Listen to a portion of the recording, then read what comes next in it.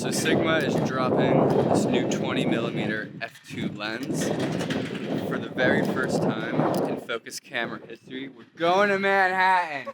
We're going to Manhattan!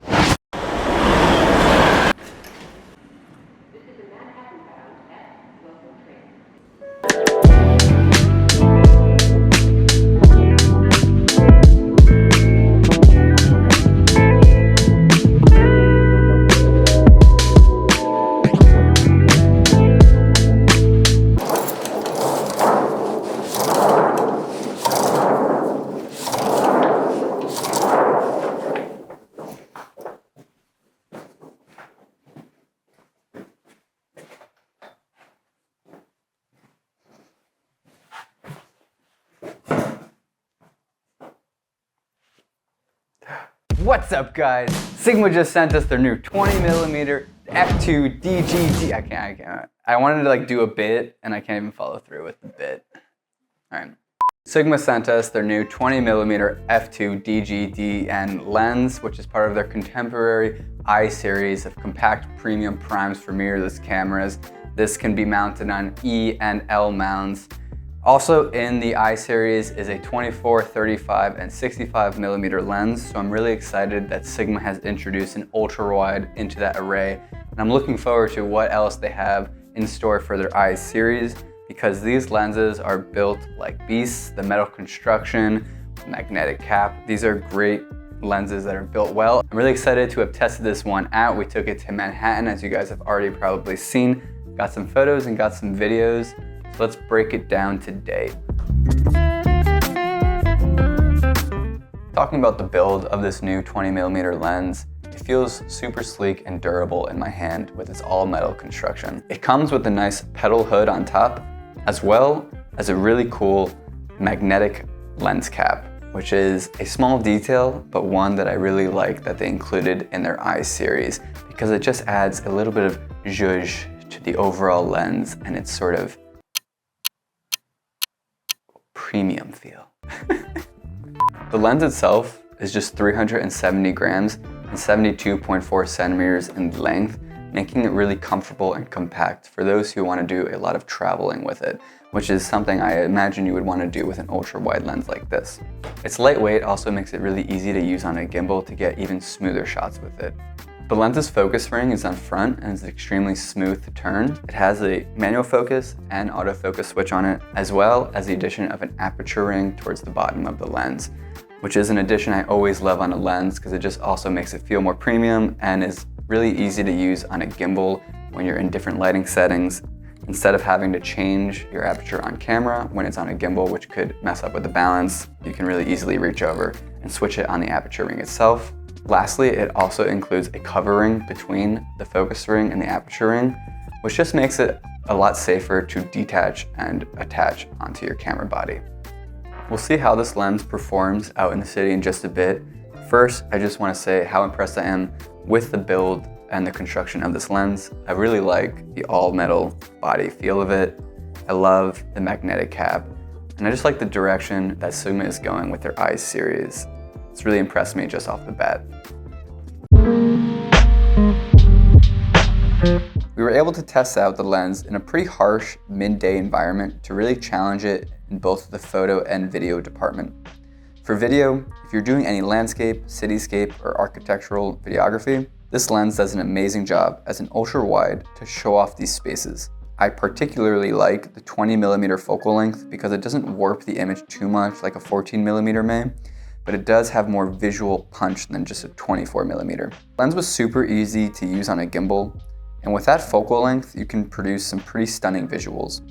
As for the photos we were able to capture, I mainly wanted to test how sharp this lens was, especially for architectural photography out in Manhattan. As you can see from our examples, these photos were insanely sharp, even around the edges. I was really impressed with how well this lens performed. There is a little bit of warping, as you can see the curve in the buildings here, especially those really tall buildings, but this is really easy to fix in post. And the overall sharpness of this lens is great.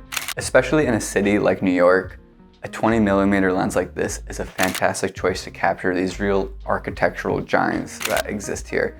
Shooting it in the Oculus was a great way to show off how this lens captures the space around us. I even liked using it as a portrait lens to make the subjects feel a little larger than life. It gives sort of not the most pleasing effect on your subject, but it is a cool option if you want to go that route. The SLD and FLD elements in this lens did make backlighting the subject in a really harsh environment possible. As you can see from some of these portraits, the backlit photos actually turned out pretty nicely. And in Lightroom, I had a lot of flexibility with these photos, so I was really impressed with how well this lens did for backlit subjects.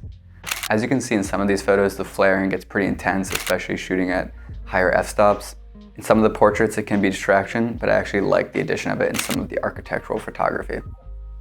After shooting outside for a while, we decided to go into the Oculus and get some interior shots as well. We did a long exposure in the Oculus, as you can see in some of these photos, and I really like how vast it makes the building feel. This lens is a great choice for both outdoor exterior shots, but also these interior shots. If you're a videographer or photographer that does indoor architecture or home videography and photography, this lens is a great choice for you. It's not going to warp the space too much, but it's going to capture a lot of its vastness and make it feel a little larger than life.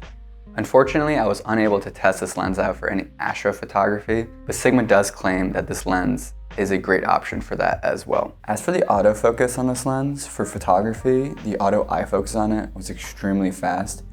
As you can see, it locks onto my eyes really quickly, and I'm always so impressed with how well lenses are doing these days with their speedy autofocus. It's pretty incredible. And for video as well, I'm equally as impressed.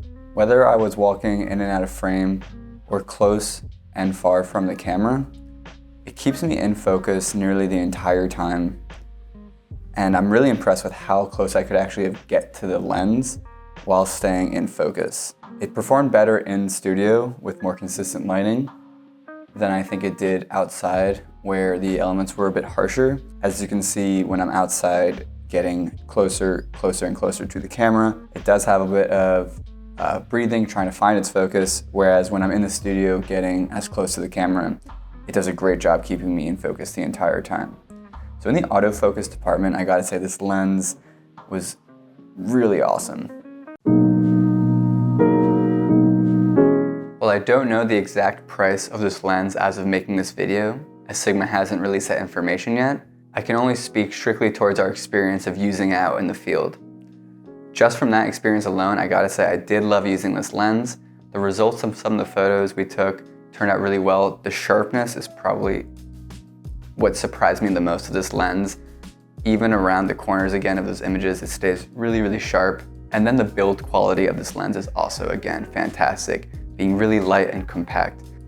I see this being an extremely versatile ultra-wide angle lens that can be used for weddings, landscapes, architectural photography, real estate photography, astrophotography, so many things that you can do with this lens. Unfortunately for this video, I wasn't able to get my hands on Sony's 20mm lens, but let me know in the comments below if you'd like to see a comparison video between those two lenses. I'm assuming Sigma's gonna probably price it around Sony's lens, maybe even a little cheaper. So I wanna see how this does compare to Sony's f1.8 20mm. As always, leave a like and subscribe to our channel for more content like this. Have a good one.